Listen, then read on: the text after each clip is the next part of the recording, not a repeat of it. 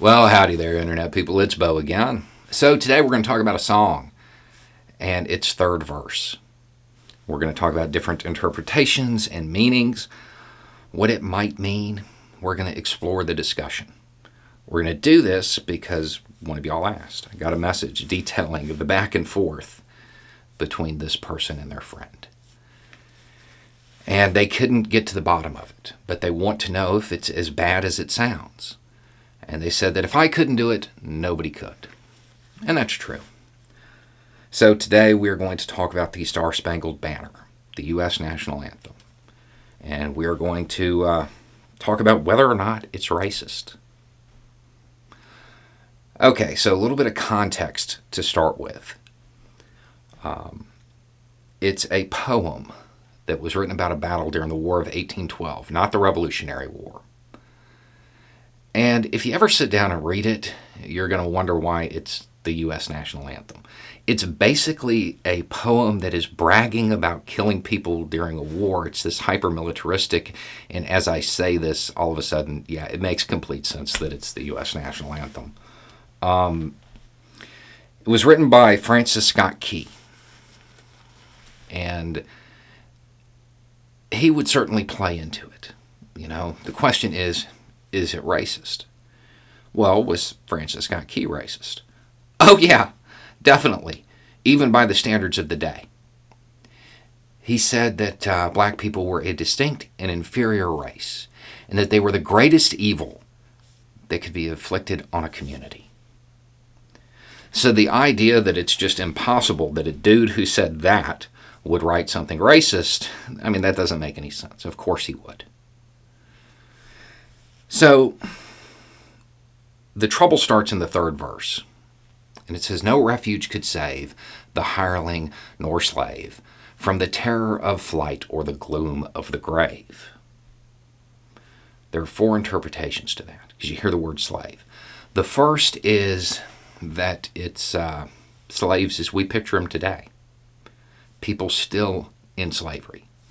That's almost certainly wrong. That's probably not what he meant. The next interpretation is that it's a reference to the colonial Marines. Now, these were liberated slaves who were fighting for the British in exchange for their freedom. Given some of the other stuff that Key said, he might hold a special animosity towards black people who were fighting for the other side. So that makes sense. Then there's the idea that it's a reference to impressment, which was a British habit of rolling up to merchant ships, pulling some people off and being like, hey, you're in the Navy now. Okay, given the fact that that was one of the stated reasons for the war, all right. And then the last is that it's an insult to all British people, because since they're subject to the whims of the monarch, they are all slaves. I'm not buying that one. Those two in the middle make sense, though. Which is it? We don't know. That bit about if I can't do it, nobody can. Nobody can. We don't know. Francis Scott Key never said. So anybody who is certain of their opinion on this is wrong. We don't know. Short of finding a letter from him explaining it, it's a guess. Me, I think it's a reference to the colonial Marines. And this is entirely based on the fact that hireling is literal. Hireling is a reference to the contractors of the day, mercenaries. That's literal. So I'm going to say that slave is literal. And it's a reference to them. It should be noted that Americans being Americans, at the end of the war, they demanded that the British return their property. Now, the British said no, that they didn't return them. If you're Canadian and you're familiar with a community called Americans, those are their descendants. They settled in Canada. So, this discussion comes up because there are some people who find this song offensive. Given the language in the song and Key's other statements, I mean, yeah, people have, that's grounds to be offended. Absolutely. it definitely could mean that it is celebrating killing slaves. Yeah.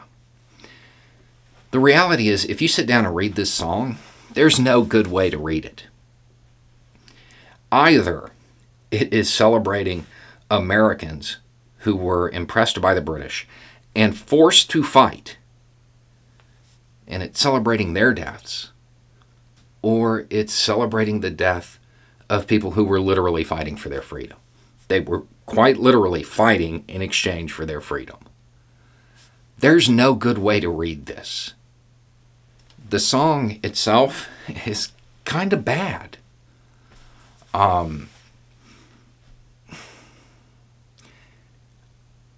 don't know that it is what the United States wants to represent it.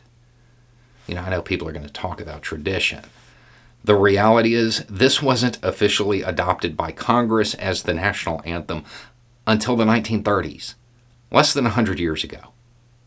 It's not a long-running tradition. Prior to this, it was My Country 'Tis of Thee, tended to serve as the national anthem during that period. There's no reason it can't be changed. I would suggest that maybe it should be. There's no hard answer to this. I can't settle the debate. But the question that provokes this debate is whether or not the people who are upset by it have grounds to be upset. That I can answer, yeah, absolutely. The person who wrote this held some pretty messed up views, even for the time. And there is certainly language in the song that is, it's not good. It doesn't matter whether it's about slaves as we see them, or about the colonial Marines, or about impressment. It doesn't matter. It's all bad. There's no good way to read this. The only interpretation that isn't just absolutely horrible is that it's an insult to all British people. That's the best interpretation. There's no reason it can't be changed. And if you ever sit down and read the whole thing, you would probably want it to be. Is that really what we want to represent this country? I mean, it's not a great piece, to be honest. Not only that, nobody can sing it. Most people don't know anything beyond the first verse. There are probably better alternatives. So, anyway, it's just a thought. Y'all have a good day.